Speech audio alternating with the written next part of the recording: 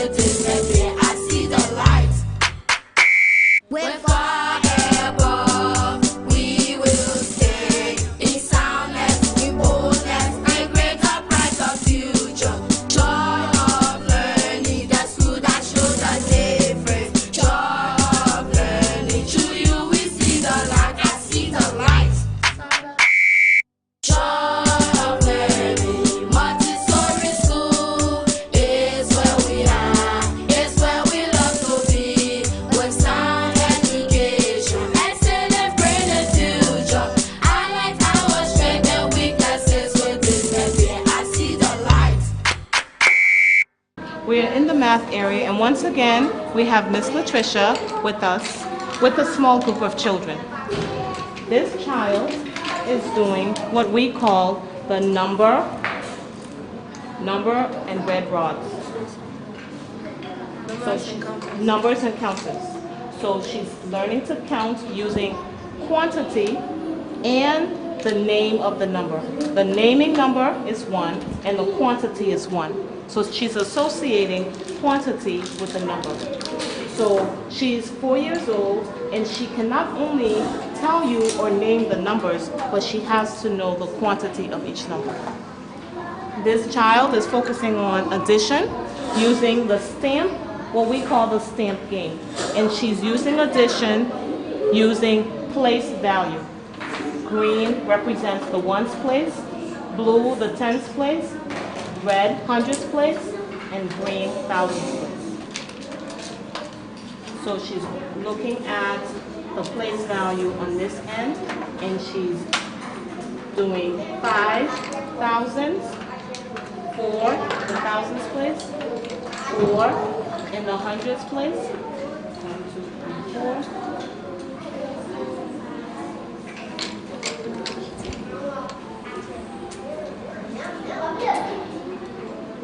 And she actually is doing borrowing and carrying. So once she has 10, she then goes and trades the ones for the tens.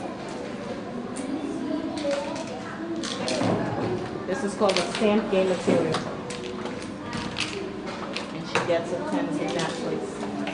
And once she's done, she writes her answer.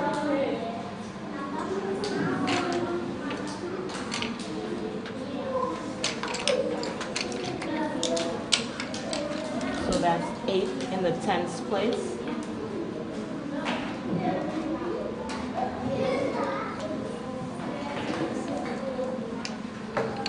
That's 9 in the hundreds place.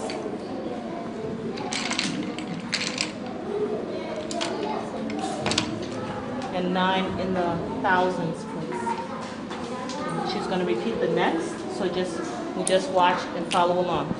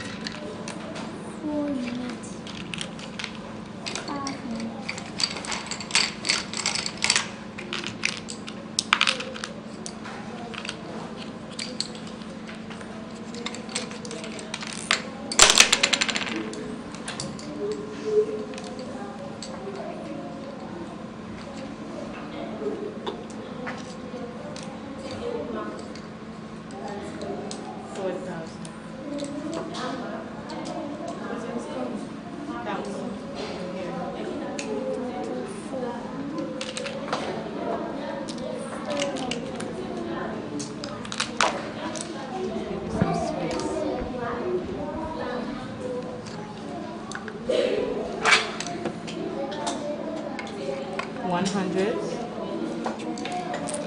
200s, 400s. Show me where you are on the paper. Yeah, 3 tens.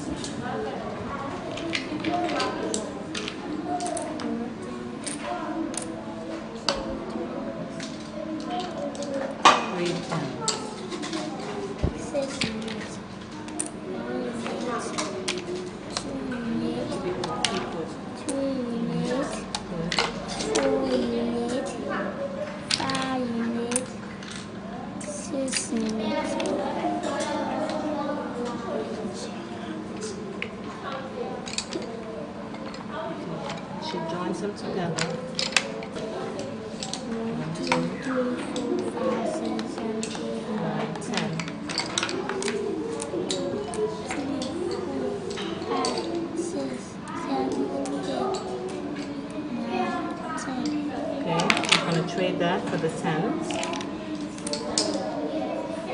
One remains.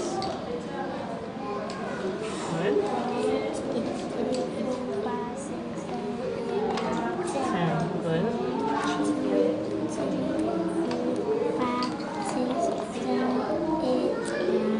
10. We're going to trade that for 100. Right. 2 tens.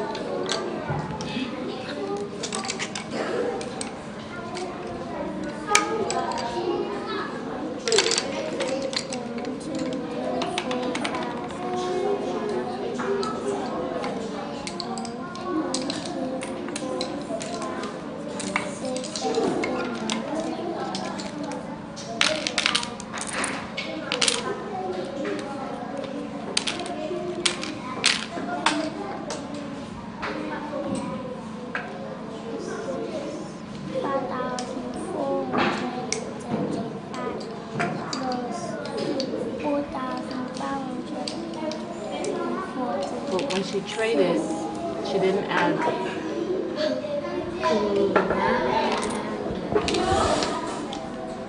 She traded 10,000. No, she traded 10,000. If it's 10,000, she writes 10,000. No, but there was more than 10. It was 12. Yeah. Okay.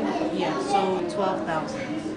But she didn't do that. So 1,000 should be 11. It will be 11,000. So right. Right. Okay, very good. Now over here, very good, princess. Over here we have the spindle, where she's also counting by quantities. Okay, let's do that again.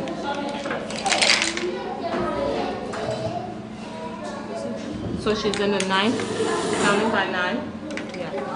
Just see how she does it. Yeah, sit back.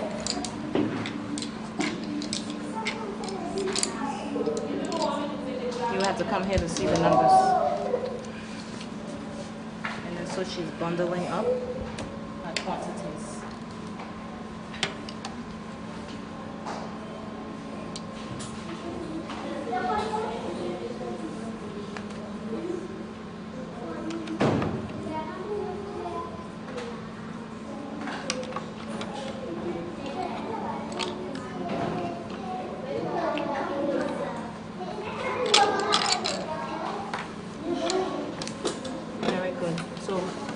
Now you count for me.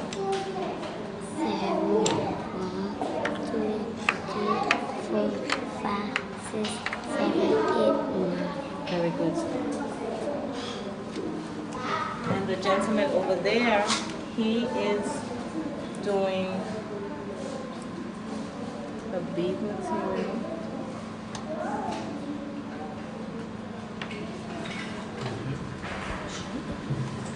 He's doing the decimal system, and he is counting using place value.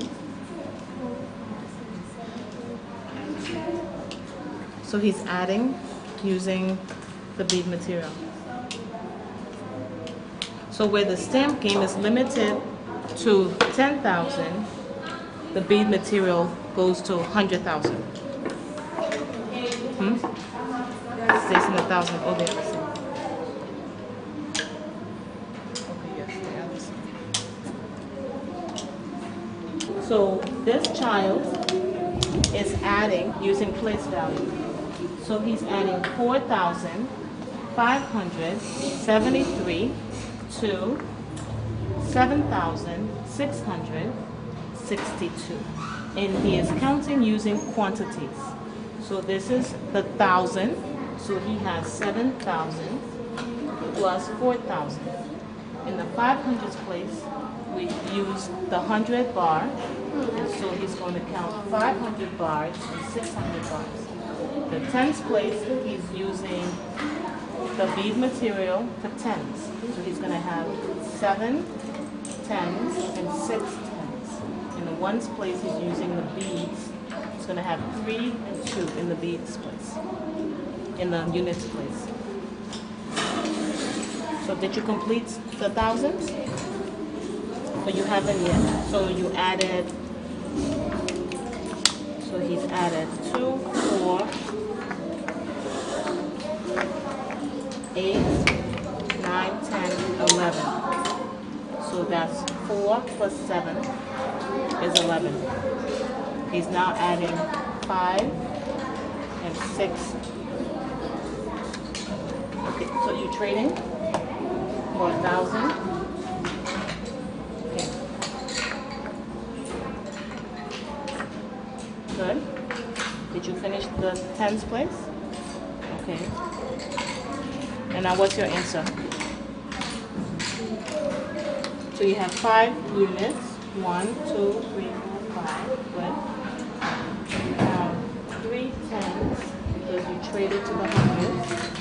How many hundreds? 2 hundreds. 12,000. So you got the whole 12,000.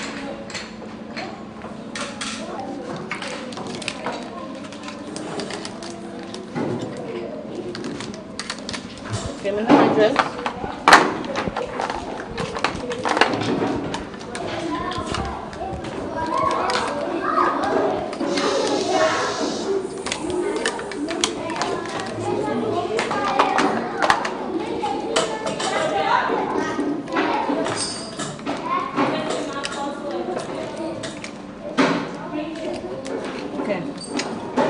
Okay.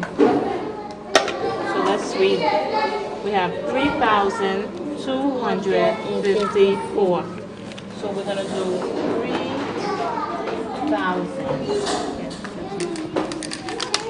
3,000. 200.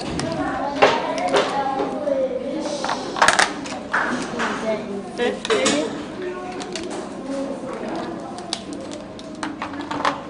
4.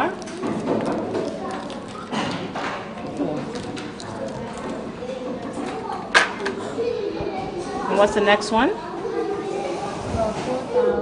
4,000.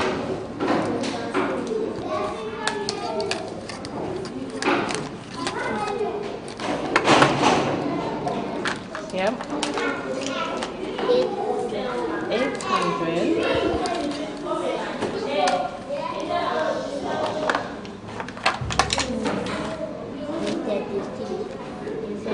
70. And 3.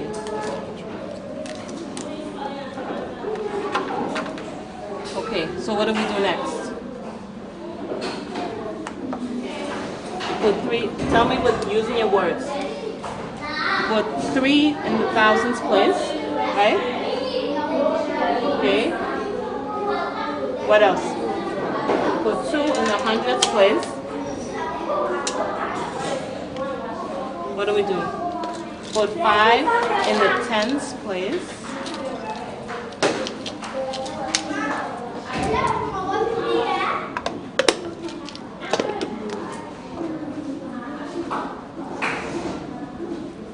And how many in the ones?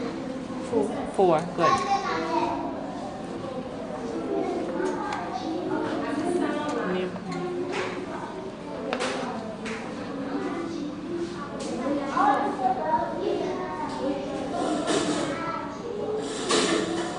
And then we come down here. How many in the thousands place? 4.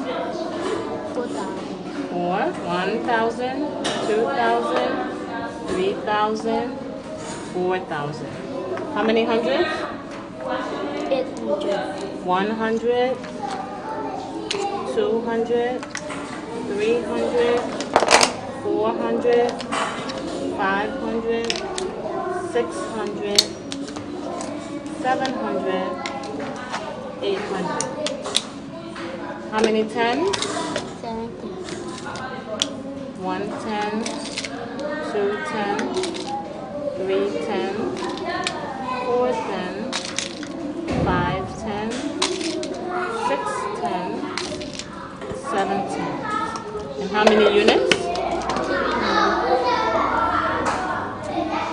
1 unit, 2 unit, 3 units. Great. Now what do we do next? No, tell me first. You add them together. You add the units together. Very good. You add the tens together. Great. You add the hundreds together. And you add the thousands together. Good. What do we do next? We count in the place value. So we have 2, 3, 4, 5, 6, 7. 7 units. And that's your answer, right? Good. Count in the tens place. 1 10, 2 tens, 3 tens, 4 tens, 5 tens, 6 tens, 7 tens, 8 tens, 9 tens, 10 tens. Okay, so when you have 10 tens, you trade for 100, right? So we're gonna trade 10 tens for, don't forget your 100, for 100. Good. So now you count in the hundreds. Okay, count it down so you don't get confused. No, start again. 100, 200, 300, 400, 500, 600, 700, 800, 900, 1000. And you trade your 1000 for what? For 1,000, right? There you go. And you write your answer. And now you count how many thousands. 1,000, 2,000, 3,000, 4,000, 5,000, 6,000, 7,000, 8,000. And you write your answer. Very good. Tell me your name again. Prince, it was nice working with you. Very good. So now let's put all the materials back. What's your answer? We have 8,123. 27. Very good. Okay, let's put the materials back. Thank you for joining us for our math lesson. As you can see, color coding is very important in the math classroom in a Montessori class. As you can see, we have the beads. They're all color coded according to where they are in the place value chart. On the beads, the gold represent tens, the blue represent nines, and so on. So children are able to color coordinate and count at the same time. Almost when children are reading musical notes. You identify by color and by place. We color code by place value, starting from ones, green, blue, tens, red, hundreds place, back to green, thousands place, back to blue, tens of thousands of place. This helps the children stay ordered and organized as they are borrowing and carrying back and forth on the place value charts.